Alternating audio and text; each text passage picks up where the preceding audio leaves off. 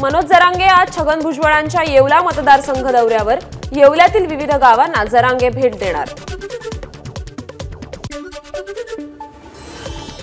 मनोज जरांगे मराठा समाजाचे नेतृत्व करत आहेत. बारामतीतील एका व्यक्तीने जरांगे यांच्या विरोधात काही अपशब्द वापरले. त्यांच्या वक्तव्यांशी आम्ही सहमत नाही. अजित पवारांची प्रतिक्रिया. शरद पवारांच्या आज रायगड आणि फलटणमध्ये सभा. आदिती तटकरेंच्या श्रीवर्धन मतदारसंघात शरद पवारांची सभा. पवार काय बोलणार याकडे लक्ष. इचलकरंजीत भर पावसात शरद पवारांची सभा. भिजत सभा झाली की निवडणुकीचा निकाल चांगला लागतो. शरद पवारांचं वक्तव्य. शरद पवार यांची पावसातील सभा परिवर्तनाची. या सभेनंतर पुन्हा महाविकास आघाडीचं सरकार येईल. ही काळ्या दगडावरची पांढरी रेष. शरद पवारांच्या पावसातील सभेवर निलेश लंकेंची प्रतिक्रिया. शरद पवारांच्या सभेचं नियोजन करणारा व्यक्ती कुठे पाऊस पडणार ते पाहून सभेचं नियोजन करतो. शरद पवारांच्या पावसातील सभेवर विनोद तावडेंचा टोला.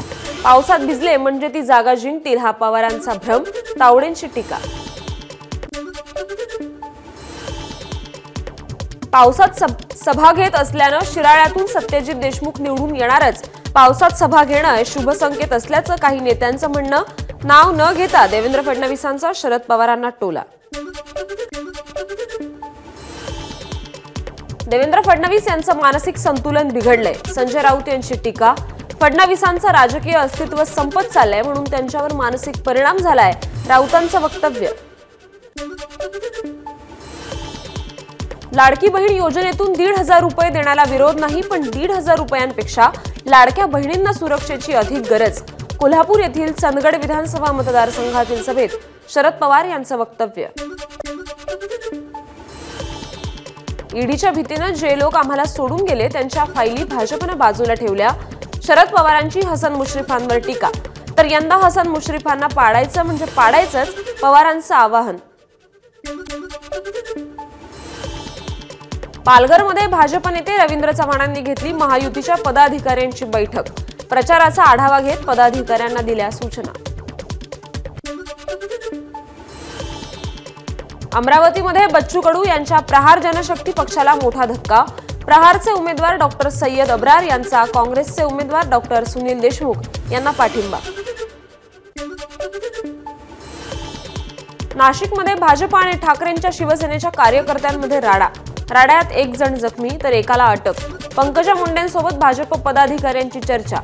स्लिप वाटपातून वाद झाल्याचा प्राथमिक अंदाज. नाकाबंदी दरम्यान जळगाव जिल्ह्यात 20 लाख रुपयांची रोकड जप्त तर आतापर्यंत 10 कोटी रुपयांचा मुद्देमाल जप्त. विधानसभा निवडणुकीच्या पार्श्वभूमीवर पोलीस विभाग आणि आयटीबीपी जवानांची कारवाई. जालना मतदारसंघात वोट जिहादवरून भाजप आणि काँग्रेस बंडखोर अपक्ष उमेदवारांमध्ये राजकारण तापलं. मुस्लिम समाज मुस्लिम उमेदवाराच्या पाठीशी असणं म्हणजे वोट जिहाद नाही. काँग्रेस बंडखोर अब्दुल हाफिज यांची प्रतिक्रिया. साताऱ्याच्या कराडमध्ये उपमुख्यमंत्री देवेंद्र फडणवीसांविरोधात महाविकास आघाडीचे कार्यकर्ते आक्रमक. पृथ्वीराज चव्हाण यांच्या विरोधात भाषणात असभ्य वक्तव्य. माफी मागण्याची मागणी. यवतमाळच्या उमरखेडमधील गोकुळ नगरमध्ये वेळेवर नालेसफाई होत नसल्यानं नागरिक त्रस्त.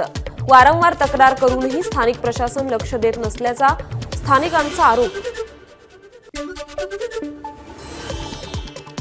अवैध शस्त्र विक्रेत्यांवर धाड टाकणाऱ्या पोलिसांवर गोळीबार करणाऱ्या कुख्यात गुंडाला अटक. मलकापूरमध्ये पोलिसांवर गोळीबार करून 3 महिन्यांपासून होता फरार.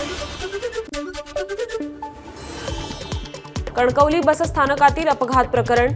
महिलेच्या मृत्यूनंतर संतप्त नागरिकांकडून बसवर दगडफेक.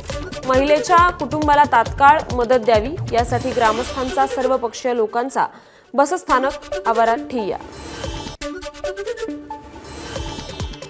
जळगावच्या अमळनेर तालुक्यातील मंगळग्रह मंदिरात महातुळशी विवाह संपन्न.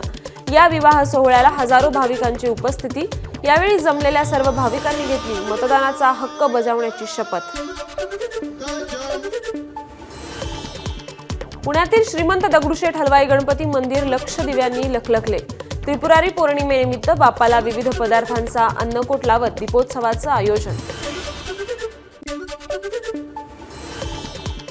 गोंदियातील वाघ नदीवर कोरणी घाटावर गंगा महाआरती सोहळ्याचं आयोजन। महाआरती सोहळ्यात हजारोंच्या संख्येनं भाविक उपस्थित। एबीपी माझा, उघडा डोळे बघा नीट।